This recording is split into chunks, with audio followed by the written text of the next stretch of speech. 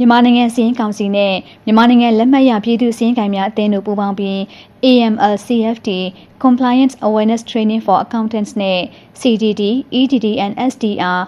Red Flag Indicator Typologies ခေါင်းစဉ်များဖြင့်အသိပညာမြင့်တင်ရေးဟောပြောပွဲကိုဒီနေ့မနက်ပိုင်းကရန်ကုန်မြို့အဆင့်မြင့်စီးရင်ကိုင်နဲ့စီးရင်စစ်တန်းတန်းကျောင်းနှုတ်ရီခမ်းမမှာ Hybrid နှစ်ဖြင့်ကျင်းပရာပြည်ထောင်စုစီးရင်စစ်ချုပ်မြန်မာနိုင်ငံစီးရင်ကောင်စီဥက္ကဋ္ဌ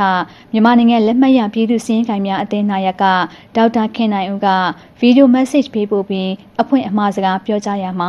မြန်မာနိုင်ငံစီးရင်ကောင်စီဟာစီးရင်ကိုင်များအတွက်ကြီးကြပ်ရေးအာဏာပိုင်အဖြစ်တာဝန်ပေးရခြင်းခံခဲ့ရတဲ့2022ခုနှစ်မှစတင်ပြီးငွေကြေးခဝါချမှုနဲ့အကြမ်းဖက်မှုကိုငွေကြေးထောက်ပံ့မှုတိုက်ဖြတ်ရေး AML-CFT ဆိုင်ရာများကိုညွှန်ကြားချက်များထုတ်ပြန်ခြင်းတင်နန်းများဟောပြောပွဲများကျင်းပပြုလုပ်ခြင်းအမျိုးသားအဆင့်မဟာဗျူဟာရည်မှန်းချက်များနဲ့အစီအစဉ်များကိုအကောင့်ထဲပေါ်ဆောင်ရွက်ခြင်း Off-site, on-site စစ်ဆေးခြင်းစတာတို့ကိုစဉ်ဆက်မပြတ်အကောင့်ထဲပေါ်ဆောင်ရွက်လျက်ရှိပါကြောင်းစည်ရင်းလုပ်ငန်းများအနေနဲ့ CDD, EDD နဲ့ SDR ပေးပို့မှုများနဲ့ဆက်လင်းပြီးသိရှိလိုက်နိုင်ရမယ့်အချက်များကိုပုံမနားလည်နိုင်စေဖို့ရည်ရွယ်ပြီးဟောပြောပွဲကိုကျင်းပရခြင်းဖြစ်ပါကြောင်းဒီနေ့ဆွေးနွေးမယ့် CDD, EDD နဲ့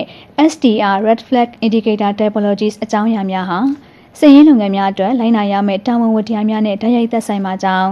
စီးပွားရေးလောကရဲ့လျင်မြန်သောတိုးတက်ပြောင်းလဲမှုများနေဆက်ဖြတ်ကျော်ငွေလွှဲမှုများနဲ့ Digital ဘဏ္ဍာရေးစနစ်များအားတိုးချဲ့အသုံးပြုမှုများကြောင့်ငွေကြေးခဝါချမှုနဲ့အကြမ်းဖက်မှုကိုငွေကြေးထောက်ပံ့မှုဆိုင်ရာအန္တရာယ်များဟာ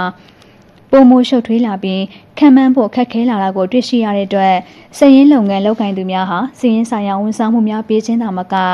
AML-CFT အတွက် Gatekeeper များအဖြစ်အရေးပါတဲ့အခန်းကဏ္ဍတစ်ခုကိုထမ်းဆောင်ရမှာဖြစ်ပါကြောင်းပြောကြားပါတယ်အဲဒီနောက်မြန်မာနိုင်ငံလက်မှတ်ရပြည်သူစီးရင်ကိုင်များအသင်းနာယက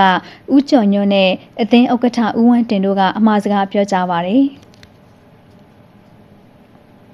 အဲဒီနောက်တာဝန်ရှိသူများကလုပ်ငန်းကဏ္ဍအလိုက်အသီးသီးဟောပြောဆွေးနွေးခဲ့ကြပြီးဆွေးနွေးပွဲတက်ရောက်လာသူများမှသိရှိလိုတာများကိုမေးမြန်းဆွေးနွေးကြပါတယ်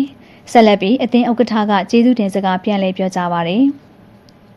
အလားတူ2026ခုနှစ်ဖေဖော်ဝါရီလ18ရက်နေ့မှာငွေကြေးဆိုင်ရာစုံစမ်းထောက်လှမ်းရေးအဖွဲ့မှရဲမှူးကြီးဦးမြင့်စိုးက